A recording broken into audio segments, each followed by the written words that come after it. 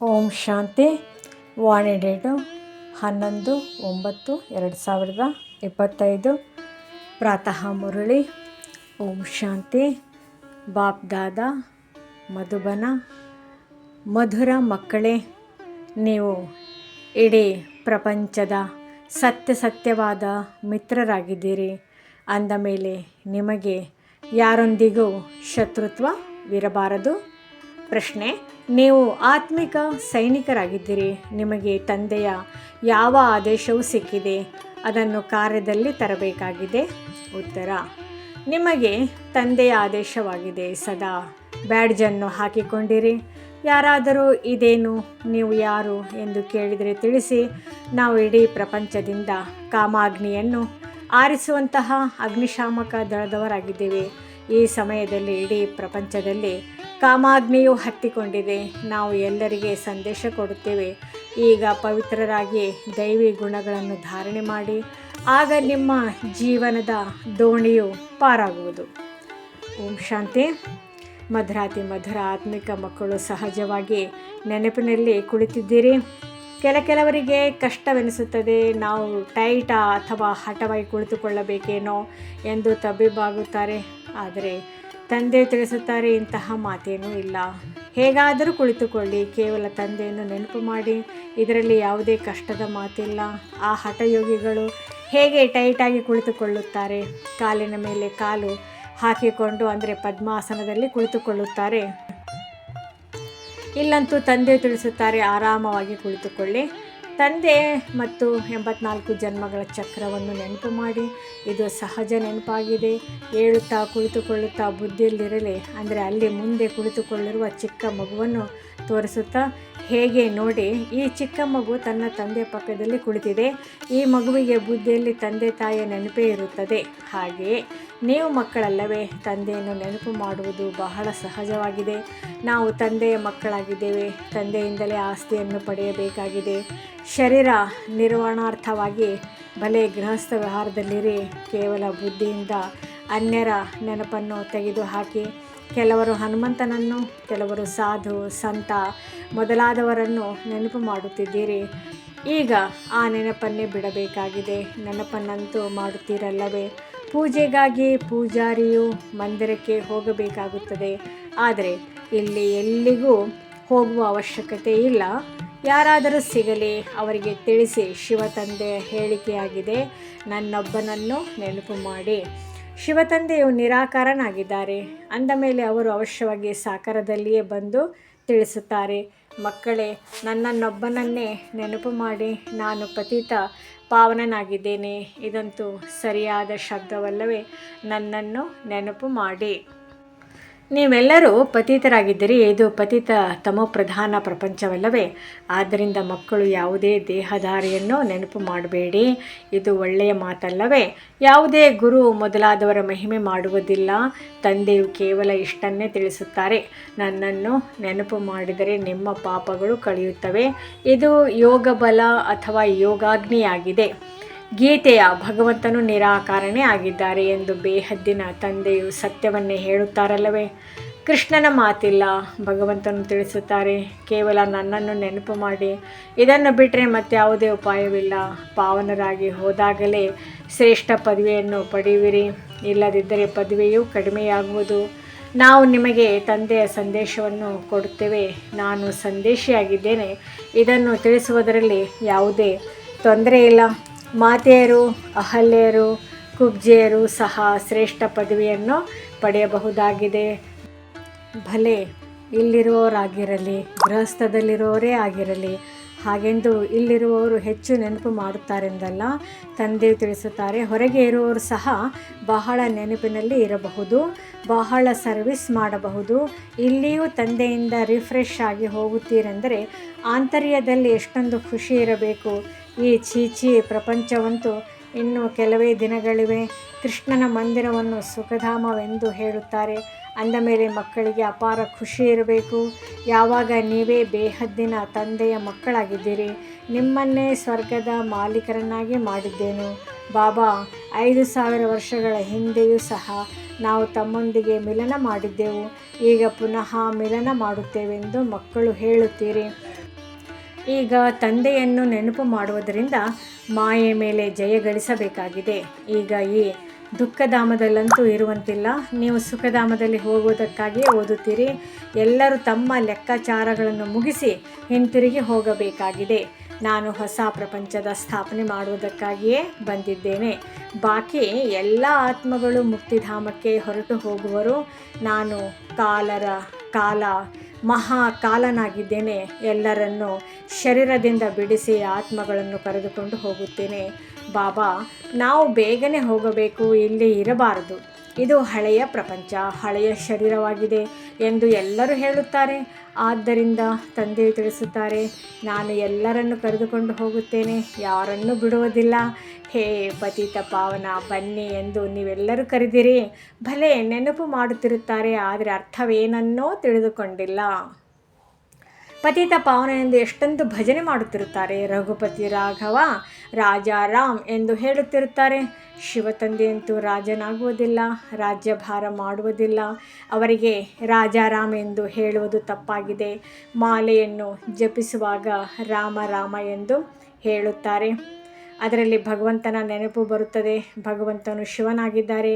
ಮನುಷ್ಯರು ಅನೇಕ ಹೆಸರುಗಳನ್ನಿಟ್ಟಿದ್ದಾರೆ. ಹೇಗೆ ಕೃಷ್ಣನಿಗೂ ಸಹ ಶ್ಯಾಮ, ಸುಂದರ, ವೈಕುಂಠನಾಥ, ಬೆಣ್ಣೆ ಕದ್ದವನೆಂದು ಅನೇಕ ಹೆಸರುಗಳನ್ನಿಡುತ್ತಾರೆ. ನೀವೀಗ ಕೃಷ್ಣನಿಗೆ ಬೆಣ್ಣೆ ಕದ್ದವನೆಂದು ಹೇಳುವಿರಾ? ಖಂಡಿತವಾಗಿಯೂ ಇಲ್ಲ. ನೀವೀಗ ತಿಳಿದುಕೊಂಡಿದ್ದೀರಿ, ಭಗವಂತನು ಒಬ್ಬ ನಿರಾಕಾರನಾಗಿದ್ದಾರೆ. ಯಾವುದೇ ದೇಹಧಾರಿಗೆ ಭಗವಂತನೆಂದು ಹೇಳಲು ಸಾಧ್ಯವಿಲ್ಲ. ಬ್ರಹ್ಮ, ವಿಷ್ಣು, ಶಂಕರನಿಗೂ ಹೇಳುವುದಿಲ್ಲ. ಅಂದ ಮೇಲೆ ಮನುಷ್ಯರು ತಮಗೆ ಭಗವಂತನೆಂದು ಹೇಳಿಕೊಳ್ಳಲು ಹೇಗೆ ಸಾಧ್ಯ? ವೈಜಯಂತಿ ಮಾಲೆಯು ಕೇವಲ 108 ಮಣಿಗಳದೆಂದು ಗಾಯನವಿದೆ. ಶಿವತಂದೆಯು ಸ್ವರ್ಗದ ಸ್ಥಾಪನೆ ಮಾಡಿದರು. ಅದಕ್ಕೆ ಈ ದೇವತೆಗಳು ಮಾಲೀಕರಾಗಿದ್ದಾರೆ. ಅವಶ್ಯವಾಗಿ ಅವರು ಅದಕ್ಕಿಂತ ಮೊದಲು ಈ ಪುರುಷಾರ್ಥ ಮಾಡಿರಬೇಕಲ್ಲವೇ? ಆ ಸಮಯಕ್ಕೆ ಕಲಿಯುಗದ ಅಂತ್ಯ, ಸತ್ಯುಗದ ಆದಿಯ ಸಂಗಮಯುಗವೆಂದು ಹೇಳಲಾಗುತ್ತದೆ. ಅದು ಇದೇ ಸಮಯವಾಗಿದೆ. ಇದು ಕಲ್ಪದ ಸಂಗಮಯುಗವಾಗಿದೆ. ಇದನ್ನು ಮನುಷ್ಯರು ಯುಗೆ ಯುಗೆ ಎಂದು ಹೇಳಿಬಿಟ್ಟಿದ್ದಾರೆ. ಅವತಾರವೆಂಬ ಹೆಸರನ್ನು ಮರೆತು ಅವರನ್ನು ಕಲ್ಲು, ಮುಳ್ಳು, ಕಣದಲ್ಲಿದ್ದಾರೆಂದು ಹೇಳಿದ್ದಾರೆ. ಇದು ನಾಟಕವಾಗಿದೆ. ಯಾವ ಮಾತು ಕಳೆದು ಹೋಗುವುದು ಅದಕ್ಕೆ ನಾಟಕವೆಂದು ಹೇಳಲಾಗುತ್ತದೆ.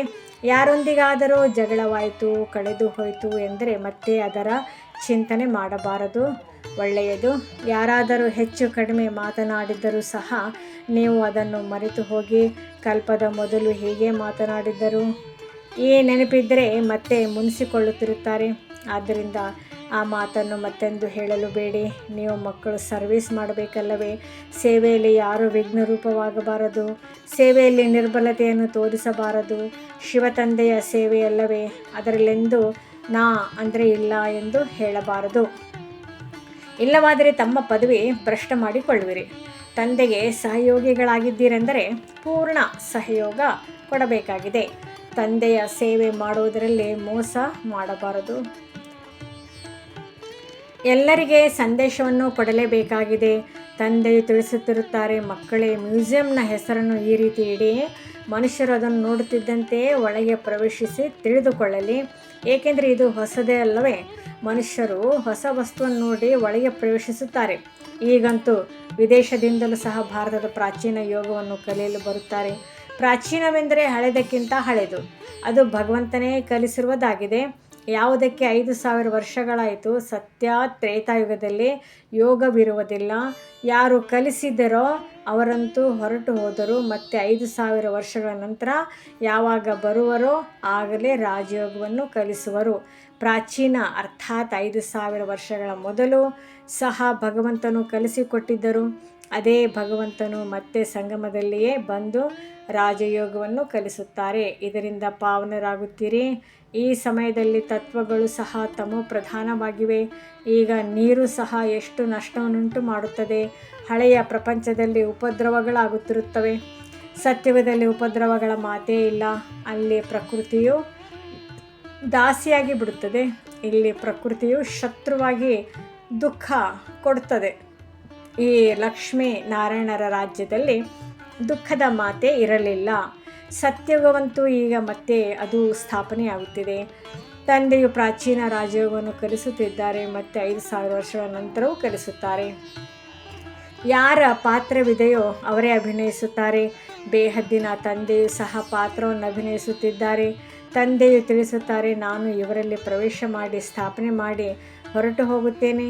ಹಾಹಾಕಾರದ ನಂತರ ಮತ್ತೆ ಜಯ ಜಯಕಾರವಾಗುವುದು. ಹಳೆಯ ಪ್ರಪಂಚವು ಸಮಾಪ್ತಿಯಾಗುತ್ತದೆ. ಈ ಲಕ್ಷ್ಮೀನಾರಾಯಣರ ರಾಜ್ಯವಿದ್ದಾಗ ಹಳೆಯ ಪ್ರಪಂಚವೇ ಇರಲಿಲ್ಲ. ಇದು 5000 ವರ್ಷಗಳ ಮಾತಾಗಿದೆ. ಲಕ್ಷಾಂತರ ವರ್ಷಗಳ ಮಾತಿರಲು ಸಾಧ್ಯವಿಲ್ಲ. ಆದ್ದರಿಂದ ತಂದೆಯು ಹೇಳುತ್ತಾರೆ, ಈಗ ಮತ್ತೆಲ್ಲ ಮಾತುಗಳನ್ನು ಬಿಟ್ಟು ತಮ್ಮ ಕಲ್ಯಾಣ ಮಾಡಿಕೊಳ್ಳಲು ಈ ಸರ್ವಿಸ್ನಲ್ಲಿ ತೊಡಗಿರಿ. ಮುನಿಸಿಕೊಂಡು ಸರ್ವಿಸ್ನಲ್ಲಿ ಮೋಸ ಮಾಡಬೇಡಿ. ಇದು ಈಶ್ವರ್ಯ ಸೇವೆಯಾಗಿದೆ. ಇದರಲ್ಲಿ ಬಹಳಷ್ಟು ಮಾಯೆಯ ಬಿರುಗಾಳಿಗಳು ಬರುತ್ತವೆ. ಆದರೆ ತಂದೆಯ ಸೇವೆಯಲ್ಲಿ ವಿಘ್ನ ರೂಪವಾಗಬೇಡಿ. ತಂದೆಯು ಸೇವಾರ್ಥವಾಗಿ ಆದೇಶವನ್ನು ಕೊಡುತ್ತಿರುತ್ತಾರೆ. ಮಿತ್ರ, ಸಂಬಂಧಿ ಮೊದಲಾದವರು ಯಾರೇ ಬರಲಿ, ಎಲ್ಲರಿಗೆ ಸತ್ಯ ಮಿತ್ರರು ನೀವಾಗಿದ್ದೀರಿ. ನೀವೇ ಬ್ರಹ್ಮ ಕುಮಾರ ಕುಮಾರಿಯರು, ಇಡೀ ಪ್ರಪಂಚದ ಮಿತ್ರರಾಗಿದ್ದೀರಿ. ಏಕೆಂದರೆ ನೀವು ತಂದೆಗೆ ಸಹಯೋಗಿಗಳಾಗಿದ್ದೀರಿ. ಮಿತ್ರರಲ್ಲಿ ಯಾವುದೇ ಶತ್ರುತ್ವವಿರಬಾರದು. ಯಾವುದೇ ಮಾತು ಬಂದರೆ ಹೇಳಿ, ಶಿವ ತಂದೆಯನ್ನು ನೆನಪು ಮಾಡಿ ಎಂದು. ತಂದೆಯ ಶ್ರೀಮತದ ಮೇಲೆ ತೊಡಗಬೇಕಾಗಿದೆ. ಇಲ್ಲವಾದರೆ ತಮ್ಮದೇ ನಷ್ಟ ಮಾಡಿಕೊಳ್ಳುತ್ತೀರಿ. ರೈಲಿನಲ್ಲಿ ಪ್ರಯಾಣಿಸುವಾಗ ಅಲ್ಲಂತೂ ಎಲ್ಲರೂ ಬಿಡುವಾಗಿರುತ್ತೀರಿ. ಸೇವೆ ಮಾಡಲು ಬಹಳ ಒಳ್ಳೆಯ ಅವಕಾಶವಿದೆ. ಅದಕ್ಕಾಗಿ ಬ್ಯಾಡ್ಜ್ ಬಹಳ ಒಳ್ಳೆಯ ವಸ್ತುವಾಗಿದೆ. ಇದನ್ನು ಪ್ರತಿಯೊಬ್ಬರೂ ಹಾಕಿಕೊಂಡಿರಬೇಕು. ತಾವು ಯಾರು ಎಂದು ಯಾರಾದರೂ ಕೇಳಿದರೆ ತಿಳಿಸಿ, ನಾವು ಅಗ್ನಿಶಾಮಕ ದಳದವರಾಗಿದ್ದೇವೆ. ಹೇಗೆ? ಆ ಅಗ್ನಿಶಾಮಕ ದಳದವರು ಸ್ಥೂಲ ಬೆಂಕಿಯನ್ನು ಆರಿಸುವುದಕ್ಕಾಗಿ ಇರುತ್ತಾರೆ. ಈ ಸಮಯದಲ್ಲಿ ಇಡೀ ಸೃಷ್ಟಿಯಲ್ಲಿ ಎಲ್ಲರೂ ಕಾಮಾಗ್ನಿಯಲ್ಲಿ ಸುಟ್ಟು ಹೋಗಿದ್ದಾರೆ. ಆದ್ದರಿಂದ ತಂದೆ ವಿನಃ ಕಾಮಶತ್ರುವಿನ ಮೇಲೆ ಜಯ ಗಳಿಸಿರಿ. ತಂದೆಯನ್ನು ನೆನಪು ಮಾಡಿ ಪವಿತ್ರರಾಗಿ ದೈವಿ ಗುಣಗಳನ್ನು ಧಾರಣೆ ಮಾಡಿ. ಆಗ ದೋಣಿಯು ಪಾರಾಗುವುದು. ಈ ಬ್ಯಾಡ್ಜ್ ಶ್ರೀಮತದ ಅನುಸಾರವೇ ಮಾಡಲ್ಪಟ್ಟಿದೆ. ಬಹಳ ಕೆಲವರೇ ಮಕ್ಕಳು ಈ ಬ್ಯಾಡ್ಜ್ನಿಂದ ಸರ್ವಿಸ್ ಮಾಡುತ್ತಾರೆ. ತಂದೆಯು ಮುರುಳಿಗಳಲ್ಲಿ ಎಷ್ಟೊಂದು ತಿಳಿಸುತ್ತಿರುತ್ತಾರೆ. ಅಂದ ಮೇಲೆ ಪ್ರತಿಯೊಬ್ಬ ಬ್ರಾಹ್ಮಣನ ಬಳಿ ಈ ಬ್ಯಾಡ್ಜ್ ಇರಬೇಕು. ಯಾರೇ ಸಿಕ್ಕಿದರೂ ಸಹ ಅವರಿಗೆ ಇದರ ಮೇಲೆ ತಿಳಿಸಿಕೊಡಿ.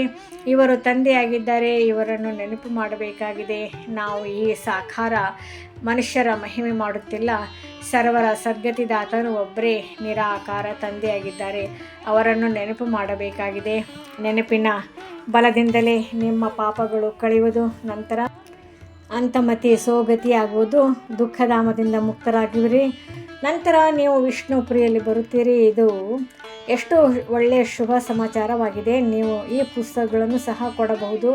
ತಿಳಿಸಿ, ನೀವು ಬಡವರಾಗಿದ್ದೀರಿ, ಆದ್ದರಿಂದ ನಿಮಗೆ ಉಚಿತವಾಗಿ ಕೊಡುತ್ತೇವೆ. ಸಾಹುಕಾರರಂತೂ ಹಣವನ್ನು ಕೊಡಲೇಬೇಕು, ಏಕೆಂದರೆ ಈ ಪುಸ್ತಕಗಳನ್ನು ಬಹಳಷ್ಟು ಮುದ್ರಿಸಬೇಕಾಗಿದೆ. ಇದು ಇಂತಹ ವಸ್ತುವಾಗಿದೆ. ಇದರಿಂದ ನೀವು ಭಿಕಾರಿಗಳಿಂದ ವಿಶ್ವದ ಮಾಲೀಕರಾಗಿ ಬಿಡುತ್ತೀರಿ. ಯಾವುದೇ ಧರ್ಮದವರಿರಲಿ, ಎಲ್ಲರಿಗೂ ತಿಳಿಸಿ, ವಾಸ್ತವದಲ್ಲಿ ನೀವು ಆತ್ಮರಾಗಿದ್ದೀರಿ. ತನ್ನನ್ನು ಆತ್ಮನೆಂದು ತಿಳಿದು ತಂದೆಯನ್ನು ನೆನಪು ಮಾಡಿರಿ. ಈಗ ವಿನಾಶವು ಸನ್ಮುಖದಲ್ಲಿದೆ. ಈ ಪ್ರಪಂಚವು ಪರಿವರ್ತನೆಯಾಗಲಿದೆ. ಆದ್ದರಿಂದ ಶಿವ ತಂದೆಯನ್ನು ನೆನಪು ಮಾಡಿರಿ. ಆಗ ವಿಷ್ಣುಪುರಿಯಲ್ಲಿ ಬಂದು ಬಿಡುತ್ತೀರಿ. ತಿಳಿಸಿ, ತಮಗೆ ಪದಮಗಳಷ್ಟು ಬೆಲೆ ಬಾಳುವ ಈ ಪುಸ್ತಕಗಳನ್ನು ವಸ್ತುವನ್ನು ಕೊಡುತ್ತಿದ್ದೇವೆ.